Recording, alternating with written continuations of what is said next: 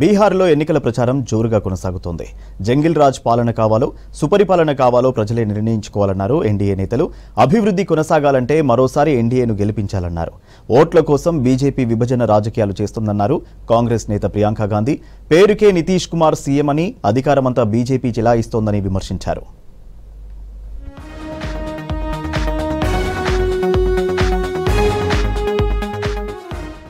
బీహార్లో అసెంబ్లీ ఎన్నికల ప్రచారం హీట్ పుట్టిస్తోంది. ఫస్ట్ ఫేజ్ పోలింగ్ కు మరో 5 రోజులే ఉండడంతో అధికార విపక్ష పార్టీలు పోటాపోటీగా ప్రచారాన్ని చేస్తున్నాయి. ఓటర్లను తమ వైపు తిప్పుకోవడానికి వ్యూహాలు సిద్ధం చేస్తున్నాయి.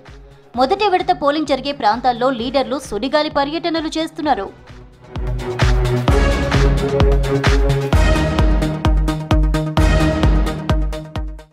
బీహార్లో మళ్లీ ఎన్డీఏ సర్కార్ వస్తేనే అభివృద్ధి కొనసాగుతుందన్నారు కేంద్ర మంత్రి అమిత్ షా. జంగిల్ రాజ్ పాలన కావాలో సుపరిపాలన కావాలో ప్రజలే తేల్చుకోవాలన్నారు. 20 ఏళ్లుగా సీఎం నితీష్ కుమార్ నయా బీహార్ను నిర్మిస్తున్నారని చెప్పారు.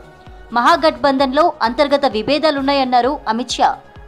जंगल राज के दौर में अनगिनत हत्याकांड हुए, जिसमें 12 नरसंहार, बथानी टोला नरसंहार, बिहार की भूमि को रक्त रंजित कर रहे थे.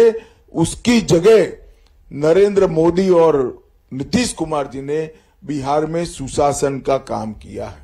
బీహార్లో రోడ్డు రైల్వే నెట్వర్క్ ఆధునీకరణ జరుగుతోందన్నారు కేంద్ర మంత్రి జేపీ నడ్డా. మోదీ నితీష్ హయాంలో డెవలప్మెంట్ స్పీడప్ అయిందని చెప్పారు.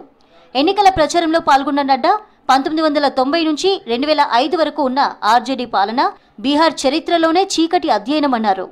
यह वोट सिर्फ हमारे बीजेपी के प्रत्याशियों के लिए नहीं है, यह वोट बिहार में नीतीश कुमार जी के नेतृत्व में बिहार को स्थायित्व स्थिरता देने का वोट है और विकास की गति को नई छलांग लगाने का वोट है. ये हमको याद रखना चाहिए. बिहार असेंब्ली ఎన్నికలకు ముందు ప్రజలను ఉద్దేశించి వీడియో రిలీజ్ చేశారు సీఎం నితీష్ కుమార్.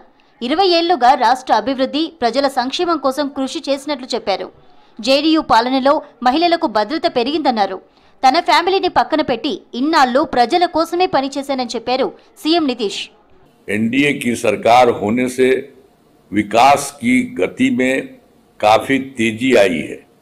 6 नवंबर तथा 11 नवंबर को ज्यादा से ज्यादा संख्या में अपने मतदान केंद्र पर पहुंचकर अपना मतदान करें.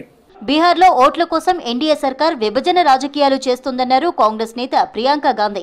నకిలీ జాతీయవాదాన్ని బీజేపీ ప్రచారం చేస్తుందని విమర్శించారు. బెగూసరాయ్లో ఎన్నికల ప్రచారంలో పాల్గొన్న ప్రియాంక ఓటమి భయంతోనే ఓట్ల చోరీకి పాల్పడిందని ఫైర్ అయ్యారు. जिससे आपके वोट काटे गए हैं, इससे आपके रोज के जीवन पर क्या असर पड़ेगा? आपके रोज के जीवन में कई ऐसी चीजें हैं जो स्कीम द्वारा आपको मिलती हैं, जो सरकार द्वारा मिलती हैं. तब कोई नहीं रहता आपका सहारा, कोई नहीं आता. ये मोदी जी, ये अमित शाह जी, ये बड़े बड़े नेता तब नहीं आते आपकी मदद करने के लिए.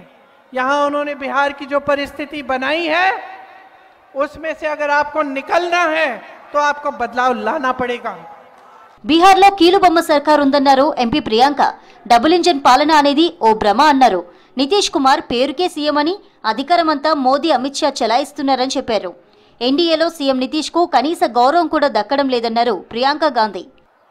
मोदी जी कहते हैं डबल इंजन की सरकार चलाएंगे. गलत फहमी में मत होना, कोई डबल इंजन नहीं है, एक सिंगल इंजन है इनका और दिल्ली से चलता है. आपकी कोई सुनवाई नहीं है, लेकिन आपके सीएम की भी कोई सुनवाई नहीं है. आज ये परिस्थिति है बिहार की कि सब कुछ केंद्र से चल रहा है. यहाँ पे आपके प्रदेश में कौड़ियों के दाम पर जमीन बांटी जा रही है बड़े बड़े उद्योगपतियों को. आपको क्या मिल रहा है? బీహార్లో మహాగఠబంధన్ గెలిస్తే ఇంటికో గవర్నమెంట్ జాబ్ ఇచ్చి చూపిస్తామన్నారు ఆర్జేడీ నేత తేజస్వి యాదవ్. సాధ్యాసాధ్యాలు పరిశీలించాకే హామీ ఇచ్చామని చెప్పారు. ఆర్థిక న్యాయం, సమ్మిళిత వృద్ధిలో బీహార్ను దేశంలోనే నెంబర్ 1 రాష్ట్రంగా మారుస్తామని తెలిపారు తేజస్వి యాదవ్. जनता बिहार की देख रही है. इस बार चुनाव में भाजपा और एनडीए को उठा के पटकने का काम करेगा, सरकार से बाहर करने का काम करेगा.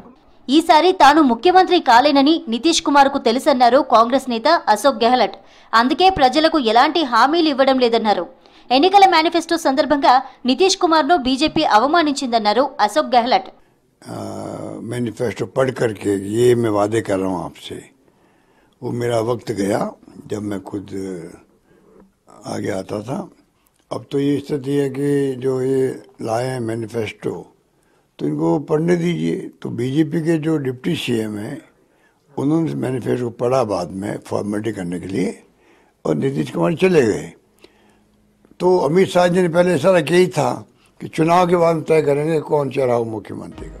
బీహార్ ఎలక్షన్స్ లో జన్ సురాజ్ పార్టీ మెజార్టీ సీట్లు గెలుస్తుందన్నారు ఆ పార్టీ ఫౌండర్ ప్రశాంత్ కిషోర్. తమ పార్టీకి వస్తే 150కి పైగా సీట్లు వస్తాయని, లేదంటే 10 కంటే తక్కువకే పరిమితం కావచ్చన్నారు.